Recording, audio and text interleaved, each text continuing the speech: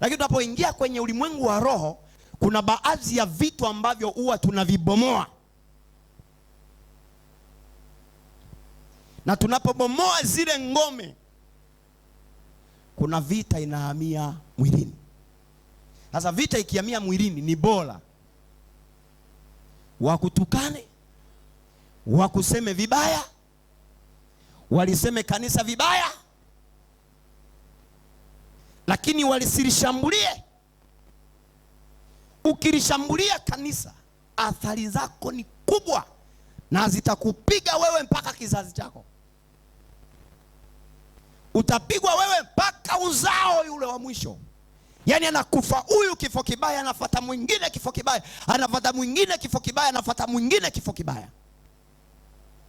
Kama kuna mtu anayetamani kufa kifo kibaya na kizazi na kizazi na kizazi kwa vita ya kimungu, ndiye aendelee kulishambulia kanisa.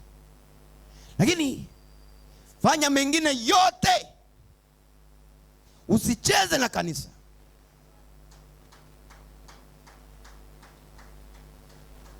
Narudia tena, kuna watu sijui kama naeleweka vizuri. Fanya mengine yote, yote, yote. Jitutumue. Kuna mfalme mmoja aliwahi kujitutumua kwa kanisa. Aliuliwa na mbu peke yake. Kapiga kafanya matukio yote juu ya makanisa. Lakini alikuja kuuliwa na mbu. Na mbu uliingia mdomo puani akiwa amelala.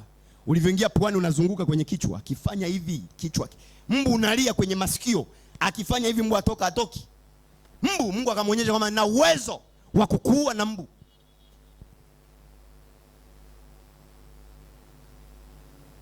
Nikisema ni waelekeze wote tuingie kwenye maombi ya vita, yeyote anayelishambulia kanisa atakufa kifo kibaya.